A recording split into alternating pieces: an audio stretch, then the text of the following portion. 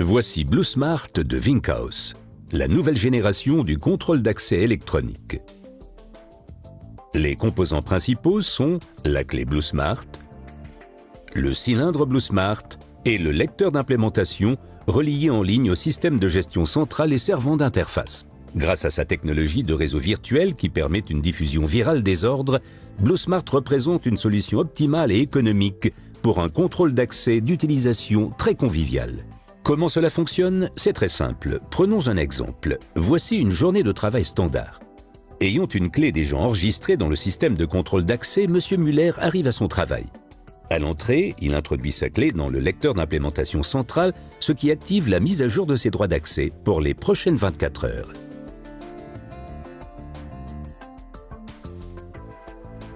La clé de M. Muller lui permet maintenant d'accéder à toutes les pièces dont les droits d'accès lui ont été attribués par le système pour cette journée.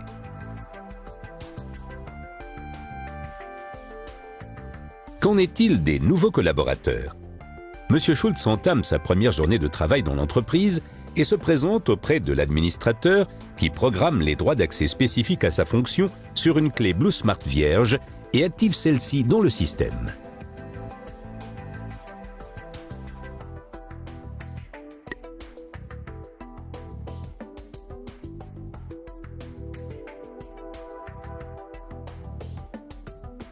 M. Schultz a désormais accès à toutes les pièces dont il détient les droits d'accès.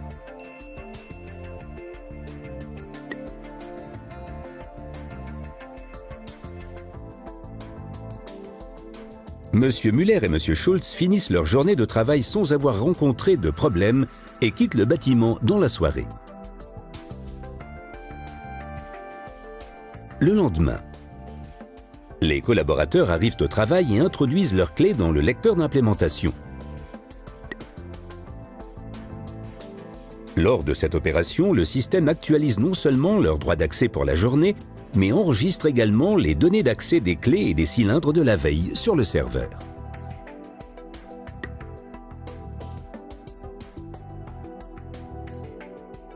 Que se passe-t-il si les droits d'accès ne sont pas actualisés en début de journée? Plongés dans une conversation, les collègues Muller et Schultz reprennent le travail après le week-end. Ils entrent ensemble dans le bâtiment, mais M. Schultz oublie de mettre à jour ses droits d'accès. Il cherche à rejoindre rapidement son bureau, mais reste bloqué à la première porte qu'il essaie de franchir.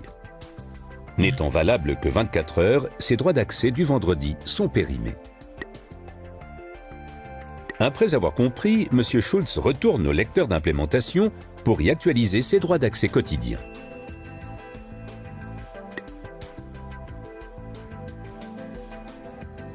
Il peut ainsi à nouveau accéder aux pièces qui lui sont autorisées. Voilà pour le cas le plus simple. Mais que se passe-t-il lorsque quelqu'un perd sa clé? M. Schultz signale à l'administrateur qu'il a perdu sa clé dont la date d'expiration n'est pas encore atteinte. Aucun problème. L'administrateur bloque la clé égarée et les droits d'accès correspondants dans le système. Pour transmettre cet ordre de blocage au cylindre de fermeture concerné, il sélectionne les clés des collaborateurs qui ouvrent les mêmes portes.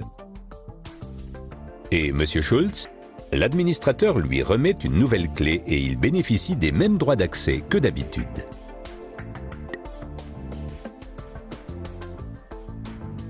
Explication: l'ordre de blocage est activé sur les clés des collègues travaillant dans le même service que M. Schultz lors de leur passage dans le lecteur d'implémentation. Leurs clés transmettent ensuite cet ordre au cylindre de fermeture. Cette opération s'effectue en arrière-plan et en toute discrétion.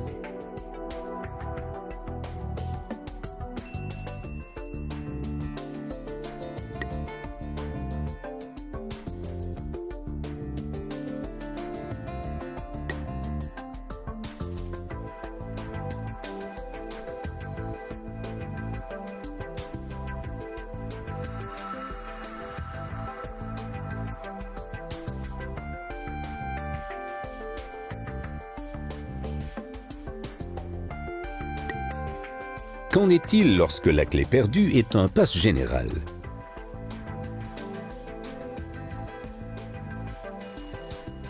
Lorsque l'administrateur prend connaissance de la perte d'un pass général qui permet d'accéder à toutes les pièces, l'ordre de blocage d'accès doit être rapidement transmis à toutes les portes. Cela se passe ainsi. L'administrateur active l'ordre de blocage via le système central sur les lecteurs d'implémentation qui le transfère ensuite aux clés de tous les collaborateurs. Chaque procédure de fermeture de porte entraîne ensuite la transmission de cet ordre de blocage au cylindre correspondant.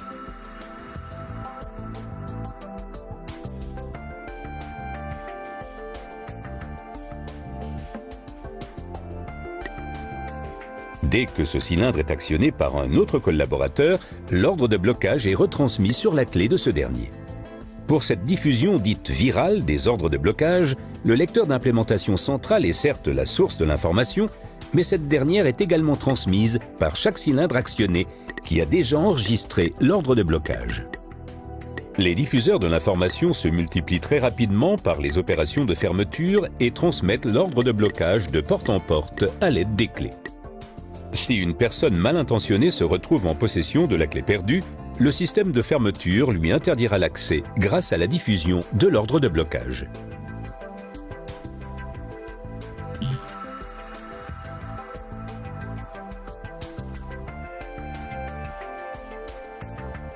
Ainsi fonctionne le système BlueSmart.